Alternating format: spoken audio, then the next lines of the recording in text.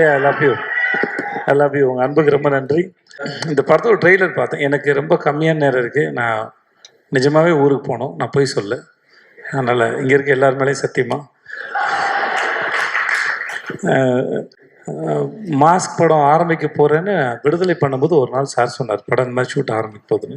இந்த டைட்டில் கேட்டோன்னே இந்த கதை என்னவா இருக்கும் அப்படின்னு ஒரு எதிர்பார்ப்பு இருந்தது. எம்.ஆர். ராதா சாரோட மார்க்ஸ் யூஸ் பண்ணது வந்து ரொம்ப எதிர்பார்ப்புன்னு அதிகப்படுத்துச்சு. விஷுவல் பார்க்குற முன்னால் அந்த டைலாக்ஸ் ரொம்ப ரசித்தேன். இதெல்லாம் இந்த படம் பார்க்கணுங்கிற ஆர்வத்தை எனக்கு தூண்டுச்சு. ஆனால் இந்த ஆடியோ லான்ச் வந்து தனி ட்ரெய்லராகவும் படமாக வந்துச்சு. வந்த எல்லாரும் ஒரு தாறுமாறாக பேசினாங்க. அது ராமரில் ஆரம்பித்து ராமர் வந்து தெரில, நான் விடுதலை எப்போ படம் பார்த்த நாங்கள் ஒரு நாள் வெற்றி சார் கொடைக்கானல் இருக்கும்போது படத்தை ஒரு பார்த்துருங்க சேது அப்படின்னாப்புல.